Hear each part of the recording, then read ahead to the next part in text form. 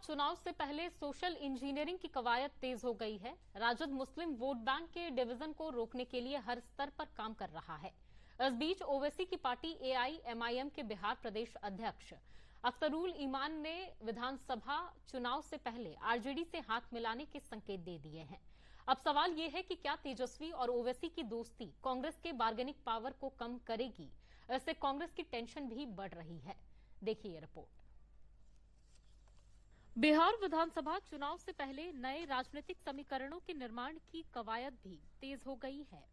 ओवैसी की पार्टी ऑल इंडिया मजलिसे इत्तेहादुल मुस्लिमीन अपने 5 में से 4 विधायकों को तोड़ने वाली पार्टी राजद से दोस्ती करने को तैयार है। पार्टी के प्रदेश अध्यक्ष अख्तरुल ईमान का साफ कहना है कि बावजूद मेरे सीने पर खंजर भोपा फिर भी गठबंधन चाहते हैं। हमको जाती तौर पर, व्यक्तिगत तौर पर हमें बहुत ही आघात पहुंचाया गया है, लेकिन चूंकि सौहार्दपूर्ण बिहार हमको पसंद है, न्यायपूर्ण बिहार हमको पसंद है और सेकुलरिज्म को और देश का दस्तूर बेहतर बना रहे, यह हमको पसंद है। इस वजह से हम अपनी निज तकलीफ को भी बर्दाश्त करके हम चाहते हैं कि एक सेकुलर गठबंधन बने और सेकुलर वोटों का बिखराव नहीं हो, ताकि जो सांप्रदायिक शक्तियां हैं उसको शिकस्त दिया जा सके। यही हमारी ख्वाहिश है। इसी बुनियाद पर हमने राजद को और कांग्रेस को अपना प्रपोजल भेजा है। तेजस्वी और ओवैसी की दोस्ती का असर कांग्रेस की बार्गेनिंग पावर पर पड़ता हुआ दिख रहा है।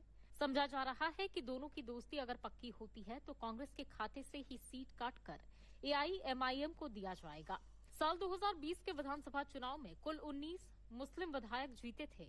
इसमें सबसे ज्यादा राजद के 8, एआईएमआईएम के 5, कांग्रेस से 4 और सीपीआई, एमएल और बीएसपी के 1-1 विधायक थे।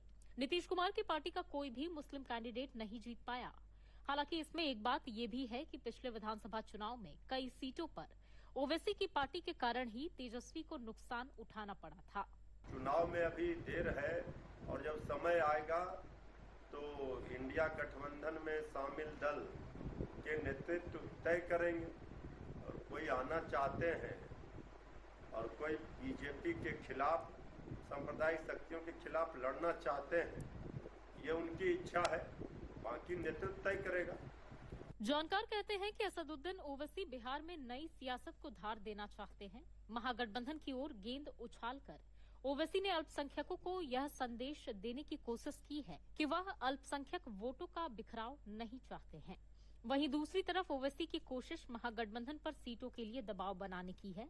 समझौता नहीं होने की स्थिति में ओवैसी बिहार के सबसे अधिक सीटों पर उम्मीदवार खड़े कर सकते हैं। ओवैसी की कोशिश बिहार में अल्पसंख्यकों का रहनुमा बनने की है। देखिए ये और मुझे लगता है कि खबरों के बीच यहाँ पर रुकेंगे।